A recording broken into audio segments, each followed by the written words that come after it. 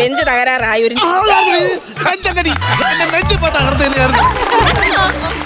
എന്തൊരു കഷ്ടമാണ്. അണ്ണൻ ഇങ്ങനെ അങ്ങ് അഭിനയിച്ച് കാറ്റാൻ ഞാൻ അങ്ങ് ഇരിക്കാൻ തുടങ്ങിയതേ ഉള്ളായിരുന്നു. തീർന്ന പേസ്റ്റിന്റെ ഡപ്പ പോലായതായിരുന്നു ഞാൻ.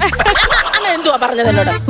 അണ്ണൻ ഇങ്ങനെ പറഞ്ഞിട്ട് പോയതാ. കഴിഞ്ഞ തിങ്കളാഴ്ച പണിക്ക് പോയപ്പോ എന്നോട് പറഞ്ഞതാ പണി എല്ലാം തീർത്ത് ആ വീട്ടിലെ പാല് കാച്ചും കഴിഞ്ഞിട്ടേ വരുത്തുള്ളത്. അല്ലാണ്ട് ഒന്ന് വന്നെങ്കിൽ എന്നെ ഒന്ന് വിളിച്ചുകൂടായിരുന്നു അണ്ണാ. ഞാൻ എത്ര തവണ കഥവെ കൊട്ടി ഞാൻ കൊട്ടി അപ്പുറത്തെ അമ്പലത്തിന് നട വരെ തുറന്നു. എന്നിട്ട് ഇവള് കഥ തുറന്നില്ല. നീ ഉറക്കബോധത്തിൽ കിടക്കുമല്ലോ, അറിയുന്നില്ലല്ലോ. അണ്ണ എന്റെ പേരങ്ങ് വിളിച്ചാ മതിയായിരുന്നു. നിന്നെ ഞാൻ എത്ര വിളിച്ചിട്ട്? അണ്ണ എന്നെ കുറ്റം പറയരുത്. അണ്ണ പറഞ്ഞത് പാല് കാച്ചും കഴിഞ്ഞിട്ട് വരുമെന്നില്ലയോ? നിങ്ങൾ ഈ വെളുപ്പക്കാലത്ത് ഇവിടെ വന്ന് കിടന്നുറങ്ങുമെന്ന് ഞാൻ അറിഞ്ഞായിരുന്നോ? അണ്ണല്ലേ ഇന്നല്ലായിരുന്ന പാല് കാച്ച്?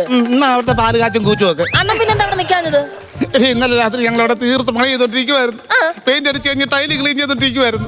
രാത്രി അവന്മാരല്ലാണ്ട് പറഞ്ഞ അണ്ണാ നമുക്ക് ഇതിന് കടങ്കാപ്പി കുടിക്കാന്ന് പറഞ്ഞു.